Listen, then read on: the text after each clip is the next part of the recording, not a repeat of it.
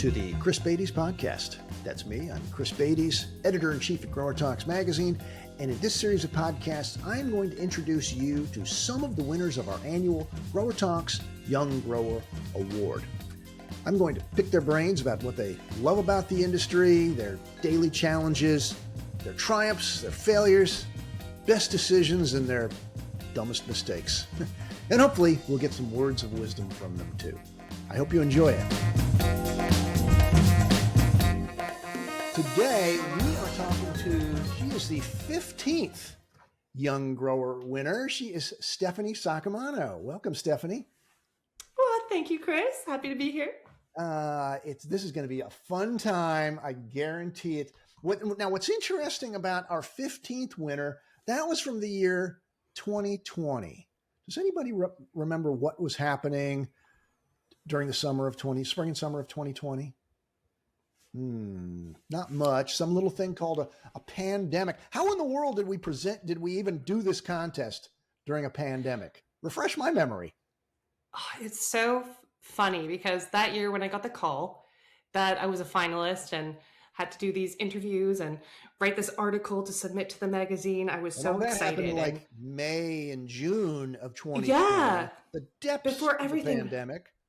Yeah. But everything was still like, well, maybe Cultivate's going to happen. Maybe you can still come out in person. It was all kind of up in the air. So I was really excited to be able to go to Cultivate again. Also kind of nervous, obviously. But push came to shove with COVID and everything had to happen online.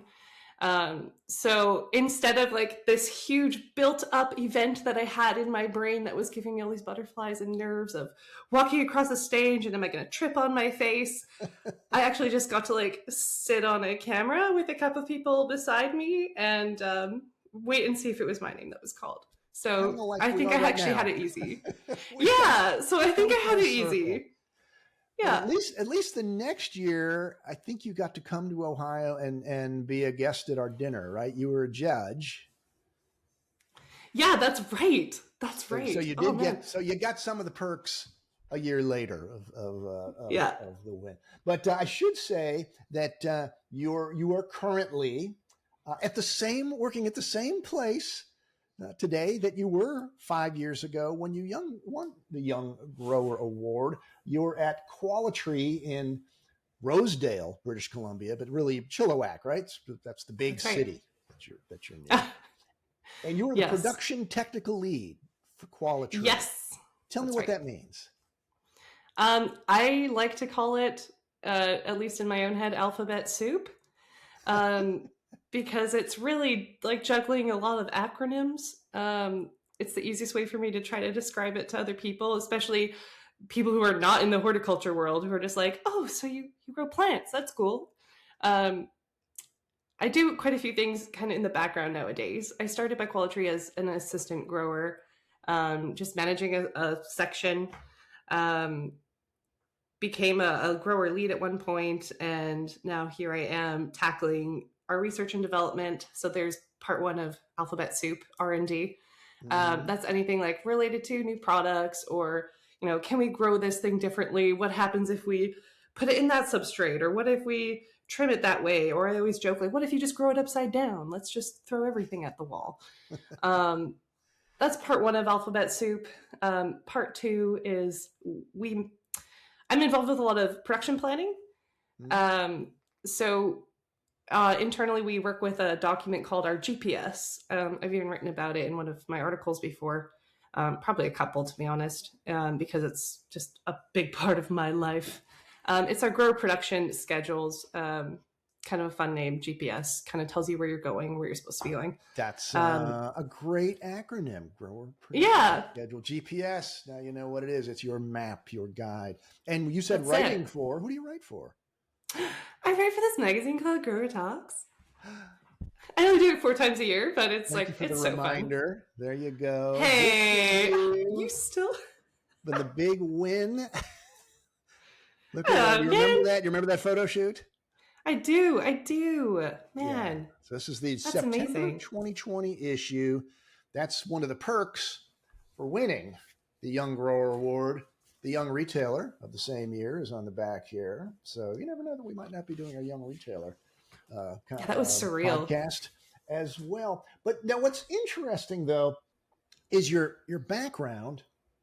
I want to know how you found horticulture specifically, but tell us about how far back your ag background goes. Oh, well, that's a good question. I was born here in Chilliwack, and Chilliwack is like the agricultural hub of British Columbia. That's how I like to see it. It's also one of my favorite city names to say. If I just Chilliwack. You smile when you say it. Yeah, we've got some pretty great places here in Canada. You should check out some of the ones in Newfoundland. It's a riot. But here in Chilliwack, a lot of farms, big farm community. I think half the kids that go to school grew up on a farm or live on a farm or work on a farm. My dad has worked in agriculture his whole life. So that inspired me to get into agriculture, but also my first job was related to local produce and local foods that were supplied by everywhere in British Columbia. I did that for almost 9 years. Decided to go to university after high school and started actually in dairy. I worked on a dairy farm. Yeah, on a dairy farm, milking the cows, I presume. Yeah. That's kind of what you do at a dairy farm. That's it. I loved it. I would just walk to the farm every day. It was very humble. And I loved going to university for it too, and learning a little bit beyond, put this on udder, remove milk. It was great to learn more behind the industry. I suspect there was more to it. Yeah, I took a job at the BC Dairy Association, kind of educating the public on where your food is coming from. Chocolate milk does not come from brown cows, things like this. And that gave me a lot of perspective on, how the outside world sees agriculture, where our food or products come from. I decided to continue my education from animal agriculture into horticulture. How did that specifically happen, though? How did you know horticulture was a thing when you seem to spend a lot of time around fruits, vegetables, and the beef end of things? Yeah, I mean, it just seemed like the next natural step, right? When even in animal agriculture, you have to think about cereal crop management or field management and everything that's related to actually feeding the animals that you're looking after. So you knew horticulture was a thing. Like a lot of people don't even know, where a houseplant comes from or a pot mom, but you were aware of that being an ag person. Yeah, absolutely. And I mean, in Chilliwack, how can you miss it, right? Like on my drive to work, I passed by 4 dairy farms, several chicken farms. I think there's some goat and sheep in there somewhere, and a ton of greenhouses. So take your pick, throw a rock and you're going to hit something agricultural here in Chilliwack. So to me, it just seemed like the next natural step because I just want to keep learning. So I was like, man, those horticulture students, they're really nerdy and they seem to it's a lot more applied sciences, in my opinion, than how it felt in working with animals and livestock. So bonus, the plants smell a little better than cows do. So I wanted to try that out. So I transitioned into the horticulture program and took it from there. There you go. And Qualitree was your first horticulture job? Yeah, it really was. It's funny because in the university program I was in, Qualitree was actually one of the tours that we went on. And I remember visiting it and going, wow, this place is really cool. This place is awesome. And some time passes, I'm still working on the dairy farm, and I get a phone call from Mr. Gary Niels by Qualitree. And he had recently hired one of my classmates at the time, Chris Kinezitich. And Chris had dropped my name saying, hey, she was good in school. If you want another person, you should check her out. So I give Chris a lot of cred for getting me this job. But Gary Niels calls me. I want to have you by. I'd love to have you by Qualitree and see if you'd be a good fit. And me being this place is amazing. Like, how could that ever be my first job? What if I'm not good enough? I'm like, Gary, I don't want to waste your time if I'm not the right fit. So I like visited the nursery. I did like a shadow day with a bunch of people there. And I sat on my hands for like a week or two before I gave Gary an answer, because I was like just gobsmacked at this huge establishment that I just never thought I would be good enough for.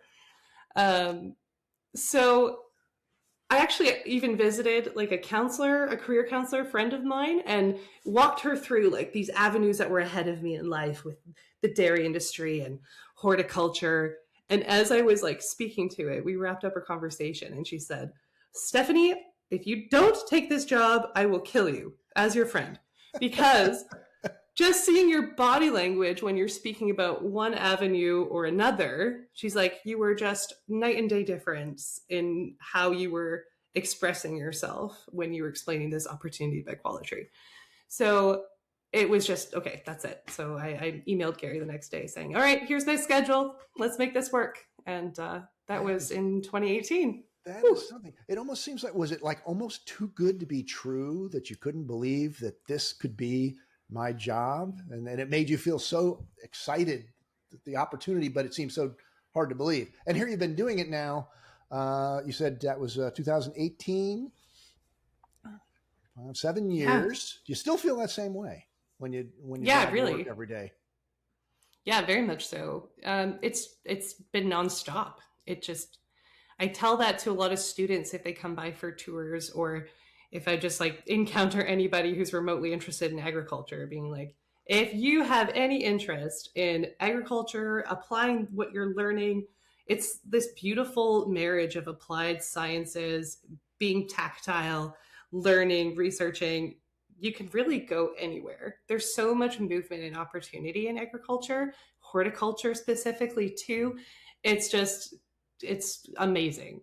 So it's been just a roller coaster of like personal development, professional development since I started there. And I also credit Qualitree for that too, because they put a lot of I don't want to say pressure, a lot of what's the word?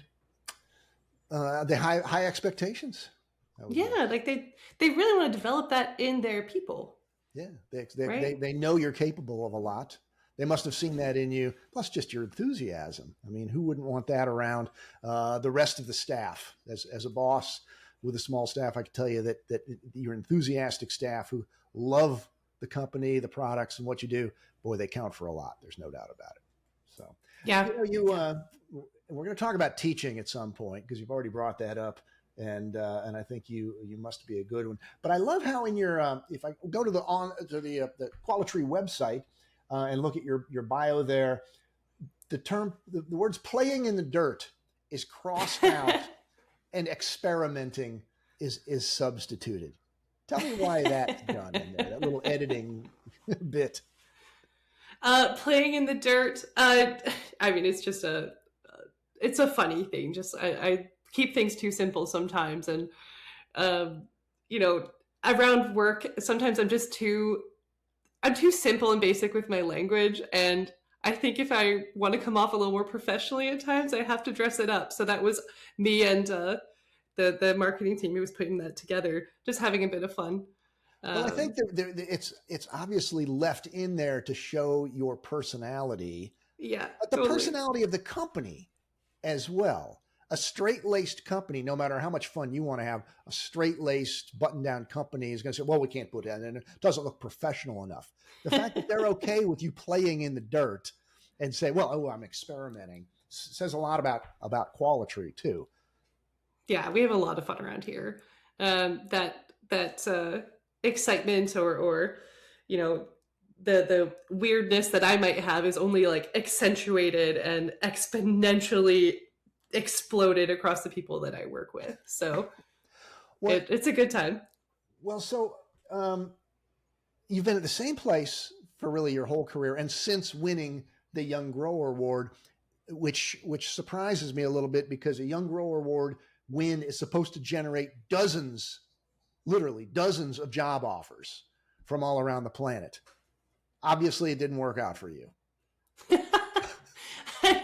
I'm not going to say that. In Chilliwack. What happened? Where did we go wrong?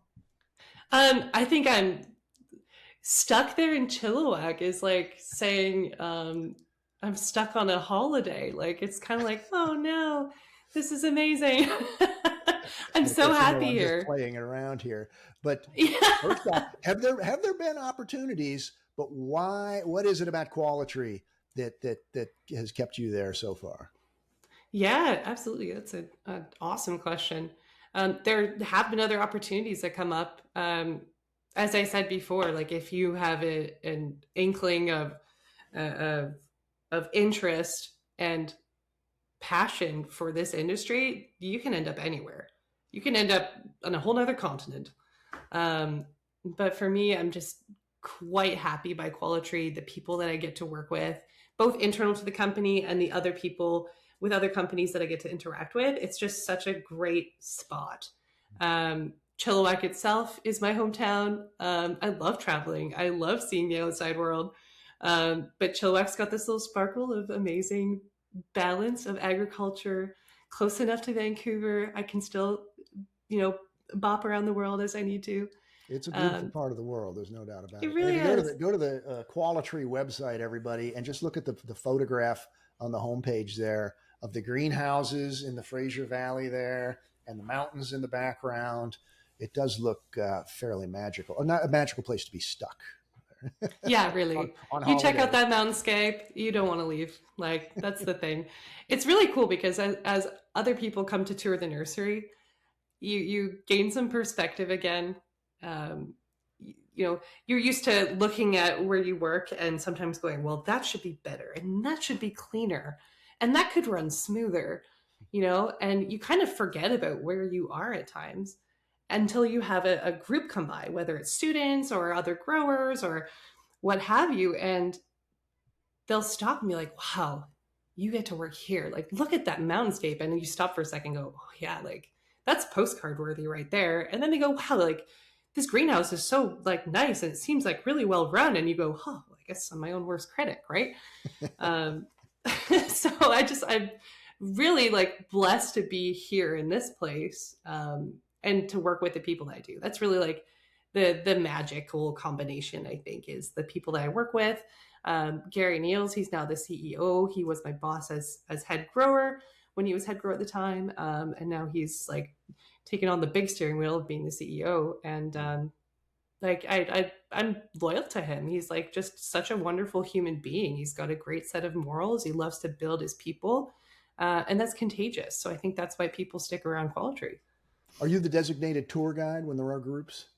I wouldn't say designated, but I love doing it because it's just easy to talk about. Yeah. It's easy to talk about something that you enjoy.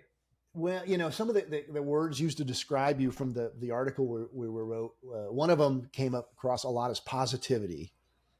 What's the secret to your positivity? Something in our Chilliwack water, I think. Or maybe it's a Canadian thing. I'm not sure. No, I mean, without sounding too cheesy, I just think positivity is a choice, right? Like you can decide to have a bad day or not, barring, the really awful things that can happen in our lives. You can decide if being stuck behind that tractor on the way to work is a good thing or not. You can say, I'm going to be 5 minutes later. You can say, in Chilliwack. Yeah. I'm making Chilliwack sound like a really small armpit town, but we're actually like, we're actually real steady. Right. Okay, when we go to the Rosedale end of things, maybe that's where the tractor shows. Yeah, that's true. So what are some of the? Let's talk about that a little bit. What's one or two good decisions that you've made in your short but interesting career? Oh man, good decisions. Good decisions. There's so many decisions. Let's revisit that one. I need a sec to think on that one. What's a good decision I've made? I mean, staying by Qualitree, but that's just a perpetual decision. Man, I think stepping back a little bit out of the day-to-day, especially over the last 2 years, has been really lovely in the sense that I get to see other people develop into those spaces, help them along where they might need it or want some feedback. I like being that soundboard for people so that they can still apply their knowledge and try to do it their way, and embrace that. It's kind of like they're on the bike holding the handlebars, and I'm kind of like behind sometimes, making sure they're not falling over or anything, but otherwise they can go the direction they want to go. So I don't know if that was necessarily a decision, but I guess it was. It just happened over time, where I just let go of a few things so that I could take on others. Yeah. Well, certainly I would suppose that exploration into horticulture has served you well. But that's I guess that was it. But then again, you'd be just as successful and interesting to talk to if you were still at the dairy farm. I'd be doing this podcast learning all about cows and udders and things. It'd be fascinating. Fat-free milk and homogenization and who knows.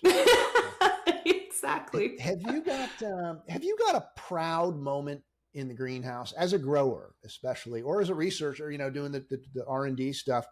Sometimes where you look at something you've done and go, wow, I can't believe, we made that happen. Ooh, yeah. I mean, there's a lot I could say for Qualitree as far as that goes. For myself, I love it when I got to help make a system happen and another person is now running with it, improving on it, making it even better than I left it. Can you be there's a few things. Yeah. I mean, most recently, we have taken on a little bit more responsibility or agility, whatever you want to call it, with our fertilizer management as far as our recirculated water has gone. We've got this huge reservoir where we recapture water from our fields outside or a greenhouse. And I used to coordinate our fertilizer program. We do a lot of custom recipes. So I looked into onboarding this piece of equipment called a spectrophotometer. It's not a Harry Potter spell, as cool as that sounds, where we could do on-site testing for the fertilizer levels in our water for any kind of fertilizer element that you would want to be dissecting. So instead of sending away our water samples to the lab and waiting a week, in that week of time, our silo water could be totally different. So we're kind of working with old information. We get information back that day. So I got to do this research into onboarding this piece of equipment. It's the same thing like our wastewater treatment plant uses at the city of Chilliwack. So I got to go see it there, kind of put the pitch together for the return on investment. We went for it. We brought this thing in, built some crazy spreadsheets so that we can really transfer the parts per million values into micromoles. That's what we work with here. Maybe I'm getting too technical. But I got to take this whole thing. We ran with it for a while. And as I stepped out of the day-to-day and another person stepped into the shoes of the fertilizer program management, it was great to say, here you go. Now make it better. And she has. It's been amazing. So we're just a lot more agile in how we navigate our fertilizer consumption and therefore purchasing. So it saves us a lot of time and money. So that's something I'm really proud of. That's one example, I guess. Yeah, no, that's very good. All right. Conversely, any disasters with your name on them? That's easy. That's easy to answer. Because this one lingers with me. This time, you're excited to talk about it. Tell us what happened. No. It's way easier to talk about where I messed up than try to be like, here, I'm so amazing. This is what I did. And I think everybody has that story of something that they've killed. And we we go around the circle by Qualitree sometimes and be like, yeah, remember that time you didn't see those plants in the back corner of that bay and they died? Anyways, my story related to that is when I started at Q, I managed this outdoor field section. And at the time, there were these, I want to say they were 2-gallon pots of 3-year-old Picea glauca conica. And they were just old. They had been kicking around for a while. They were quite tired in the substrate there. And I was an irrigation jockey, for lack of better words. I was just learning the ropes there. And I made the call that, I wasn't going to water those this afternoon. I was going to do it tomorrow morning so I could fit in a few other things, I didn't realize how quickly that those things would dry out. So give it, some time afterwards for these things to show their symptoms. But there was a westward burn on these guys because they had dried out and stressed to the point where they got burnt on one side. So if you looked at them from the east, they were totally green, just fine. And if you walked to the other side of the bed and looked west, they were nuked. They were brown. They were disgusting. And I was mortified. I was like, this is it. I'm going to get fired and I'm never going to like show my face in horticulture again. And I remember the gal who was training with me and working with me at the time. And it sticks with me forever. And she goes, now, come on, Steph, do you really think no one's killed anything around here? Like, we'll be fine. We'll get over this. And I was like, you mean like, I'm not fired? But it sticks with me forever. And like that was years and years ago. And that field has since been like renovated and turned into this whole new like state-of-the-art Earthgood field and everything. So like I can't even speak about that bed number or anything anymore because the new growers have no idea what I'm talking about. But I'll always remember 3536 East Field because that's the one that I nuked. So I'll think about that forever. We always learn from those things. What'd you take away from that? Don't be afraid to get a second opinion. Maybe those plants were more important than you gave them credit for. Kicking around. Or maybe they weren't. Maybe they weren't. Yeah, it was great. Yeah. Have you got a favorite crop to grow? Ooh, I love. Oh yeah, I mean, I love lavender. There's a lot of different varieties that we look at every year. So obviously that's an easy one, but also I really enjoy Calluna vulgaris. They're a wonderful foliage plant. There's like, we have the bud bloomer series, so they've got a lot of different colors on them too. But I love them so much structurally.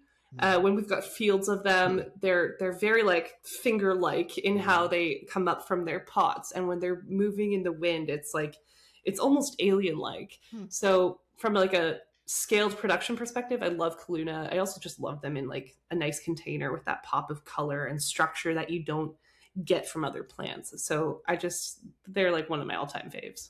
Yeah. We talked about teaching, and I wanted to bring it back up again because it does seem, and I think it even came through in this article from 5 years ago now, even then you were recognized as a good teacher. And how much more of that are you doing now? And how much is that a sort of a part of your role now, really, at Q, as you call Qualitree, you insiders? I like that. Q. Yeah. I picked that up when describing first job there at Q. But talk about teaching a little bit. I still teach all the time, and I still learn all the time. I think to be a good teacher, you have to be a good learner. You have to be humble to say, I don't know. And that's okay. Because you have to be the example to other people that have to also be comfortable saying, I don't know. I don't know if you know a lot of very passionate, opinionated growers, but there's a lot of them out there, and it can sometimes like set this tone that you have to have all the answers all the time. And I feel like that's not the case. So I think that's such a core part of teaching, is being comfortable saying that you're not sure, but I know where those resources are, or I know who I can talk to try to get a more defined answer. I think that just keeps it very real for people, because in the world of plants, like, yeah, they're not going to tell you what's wrong like a cow might be able to. There's so many variables at play as to what could go right or what could go wrong. So I almost see it as like a misstep if you have an answer too fast. So yeah, no, you make an interesting point in it, and it makes me think that something that teachers can teach is how to learn. And if a student can, or if a coworker you're teaching can watch you asking questions of someone else, another expert, and the kinds of questions that you ask and the follow-up in your learning process, you're teaching the learning process. I do that with young editors when I teach them how I proofread, for instance, or do copy editing. And I go through a document and I copy edit out loud to them so they can see exactly how I'm doing it, why I'm doing it, what I'm questioning. And so they see the whole process there. When it comes to teaching, though, I'm curious, what is the way that you think is effective for maybe not teaching horticulture to young people, but introducing them, getting them excited about it? Because that's sort of a teaching thing, and you're not that far removed from being a young person. I'm young person adjacent we now. Want coming in. In other words, how can we better communicate with the next generation to get them as excited about a greenhouse as you are? Ooh, I think if someone has like zero interaction with horticulture, the easiest way is to show them some of the cool things that come out of the job that you do, the end product. That's not going to resonate with everybody all the time, but that's where it's like, if we're bringing on like a class for a tour who is not a horticulture class, let's say it's a high school class. I really like to highlight that, you don't just have to be a grower who's concerned about the nitrate levels in your fertilizer. You could be somebody who's like working on the robot that's sticking our cuttings right now and teaching that and calibrating that. You could be on the sales team where you're way more social and collaborative with the outside world than you are like insulated thinking about your nitrates, for example. There's a little bit of something for everybody. So I think that's a really important thing to highlight. One of the first jobs I had in my teen years, I went to the Netherlands and worked for 3 months on a tulip farm. And the whole time I was there, I was pretty much popping the heads off of tulips in the fields. So you're pretty much bent at a 90-degree angle, popping heads off tulips so that they could grow their bulbs for export later. Anyways, at that point when I was 17, that was my first exposure to horticulture. And I said, I'm never doing that again. I'm never going to work in horticulture. Here we are. But, I think if people's exposure is just thinking that, they're going to be bent at 90 degrees for 10 hours a day, and that's the horticulture life, I think that's not what you want to show them. I think that's important to show that hard work does make the bus wheels go around. But there are smarter ways to go about things too. And you can be part of the solution to making things run more effectively for everybody else. So, if you're a problem solver, you'll love horticulture. True. Well, the fact that you survived that ordeal and now can look back on it fondly shows that you kind of had that heart for the hard work that comes in with the territory. Because it does for everybody, from the boss on down. The freeze hits, the fans go out, the truck breaks down, the hurricane comes here in Florida. So you've only had, the one boss or the bosses within Qualitree, but I want the bosses in the audience to hear from you what you think makes a good boss, the kind of boss that encourages and grows the employees as opposed to repels them and makes them want that other job down the street. Oh man. There's an acronym that I've been like floating around with Gary for a while. It's have a clear space. So SPACE is the acronym, where it's structure, process, authority, communication, and expectations. Well, that's a big package of information. How do you clarify that? Essentially, like, if I could boil that down, have a clear understanding of who gives what call at the end of the day. If there's five very opinionated growers who want to do things one way or another, who has final say? Who's taking responsibility of that call? Because if everyone's in the kitchen, if there's too many cooks in the kitchen, that's a disaster. Right? Yeah, that's it. Yeah. Right? So clarify that. I think another great aspect of being a leader or being a boss is give people the space to make a decision, right? If they're equipped with the information, there's a lot of ways to do something right. And it doesn't always have to be your specific way. So give them some breathing room. Let them make a decision. Be prepared to like right the ship if they're about to, chop some plants in half that shouldn't be. But don't sit there and argue about 0.25 of a centimeter, I think you got to let people make some decisions so that they can build that confidence in themselves. Mm-hmm. And then if you are leading a solution or trying to educate on something, really walk through that process of how you got there. Don't just give the answer is X. Walk through how you got there. Share what information that you pulled that from, or what experience you pulled that from, because not only are you going to like build some credibility into the information you're trying to impart on that person, you're probably also going to have a cool story to go with it too, right? And then that just builds some rapport with the person that you're working with. So I think that's really important. Yeah, I agree with that one 100%. I've learned over my 40 years plus, when I look at the best business people out there, they know what to do. And pretty much everybody knows what we have to do. They know how to do it. And people can get really good at the how, but the real difference is the why we do this. If you don't know why you're doing it, the how and the what sort of don't matter. And that why is what separates the really great businesses, the great growers, sales reps, whatever, what have you. Hopefully journalists. I don't know. We'll see. And that's just what you described. How about the younger people? What would you tell a young person who's listening to this? Who's horticulture? What is? I don't even know if I could spell horticulture. But she seems to be having fun. Why would I want to come into horticulture? What advice would you give to them?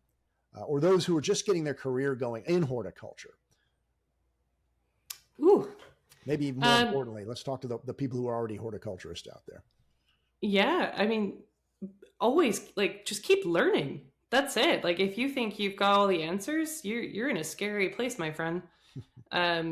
There's so much to learn out there. And as I said, there's so many variables into how we do what we do. There's so many ways to improve on how we do what we do. So if you're comfortable with where you are, if you're just content in your knowledge or in your process, that's a little scary. Keep your mind open. Yeah. One of the nicest things about our industry is that growers, you sort of said it, they love to talk, they love to share. Even if they're opinionated, you can get their opinion and then to decide for yourself whether it's a right one or not. But you can walk into pretty much any greenhouse anywhere and pick a grower's brain about that crop, and they'll tell you everything down to the parts per million of bonsai or whatever it is they're doing. So it is easy to learn if you want to. What do you do for fun and relaxation, Stephanie? So when I'm not growing plants or working with people growing with plants, I grow plants at home. Are you a plant geek? I've got a garden. I've got house plants. So I enjoy that. I mean, I think that kind of speaks for itself. But outside of the plant world, I love cooking. I love anything related to like creative arts, like painting and drawing. I love to travel too. So, I mean, I'm just a typical human, I think. There you go. Are you left or right-handed? I'm right-handed. That's right. But I'm a lefty in golf and in baseball. So that's an important thing that we should make sure we include. There you go. That's interesting. Yeah. I'm left-handed, but I play golf right-handed. That's what? I play baseball left-handed, so I'm really messed up. Do you have, speaking of a golf career, do you have any long-range goals or aspirations? Oh, I would love to be able to hit my driver 300 yards, but I just don't think I'll get there. But I think that's not quite the question you're trying to ask me.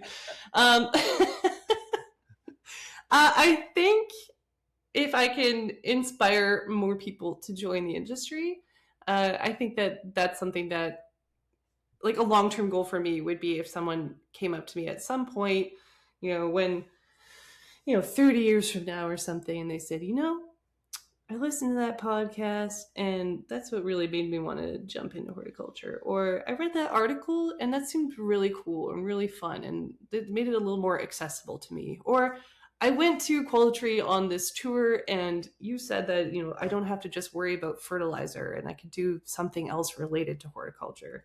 Maybe they got into horticulture banking. I don't know. If I could just be a little part of that, I think that's like what turns my crank. So that's great. I always wonder sometimes people want to maybe eventually have their own Qualitree greenhouse, 20 or 30 acres of greenhouse, or maybe a little backyard greenhouse. But some people I tried it. It's very hard. I'm happy working for someone else. Yeah, I've got my own little setup here. I think I'm quite happy letting someone else have this scaled up version. It's a lot of work. Pay the utility bills and things like that. Yeah, that's so true. So let me sum up. What do you think the secret to your success has been thus far in your horticulture career? Oof, the secret. Man, if I shared it, it wouldn't be a secret anymore. That's the idea. No, really. It's just you and me, and nobody will listen to this. No, I really think it is a lot it's a lot to do with keeping an open mind, stay learning. Like it's being willing to say, I'm not sure, and collaborate with the people that can help you get there. I think that's the biggest part. Like as much as it is like, learning and researching and, finding out how to grow that thing perfectly, there's so much peripheral work in like who you are working with that will move you from point A to point B. Mm-hmm. Yeah. And I bet you're good at asking questions too. Oh yeah. I ask too many questions at times. That's good. No. And as a journalist, I'm fascinated by question asking and how other, reporters or journalists ask questions. And, I call it the egg salad question. I won't say where the egg salad came from, but if you think about egg salad, and the egg salad question is the egg salad, tell me about it.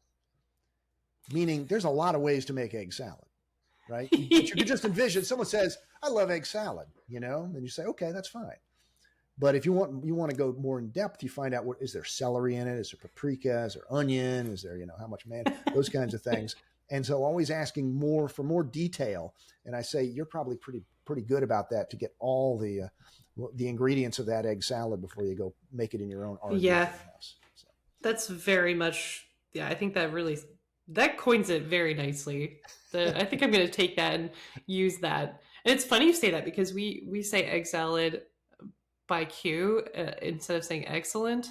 It's not like it's like company culture to say that. It's just like a few of us are like, oh, most egg salad. So now that's just going to like stick with me forever, even more so. That's perfect. Take it and use it. And next time we see each other, I'll tell you where the egg salad sandwich question, the egg salad question actually originated, because that's a fun story too. Stephanie, this has been fun. I knew it would be. Did any topics that we didn't cover that you'd like to get off your chest? I just had a lot of fun with this. So I appreciate you having me on here. This was a real good time. Well, thank you for being a young grower winner in the pandemic. And I remember there were some videos involved then too. And you were so good on video that we knew this was going to be easy. So thank you for being one of us. Thank you for being a Grower Talks columnist. Everybody can read your column quarterly. And the reason we do that is because nobody who's working in a greenhouse has time to write every single month, but everybody can find a way to do it once every 3 months. And that way we get 4 different people in rotation. So four times the wisdom that way. So that's why we came up with both Growers Talk production and Growers Talk business columns that we do. Anyway, Stephanie, thanks a lot. And we'll see you down the road. Continued success at Q. An egg salad place to work, I'm sure. Most egg salad. All right, everybody. Thanks for listening. See you next time.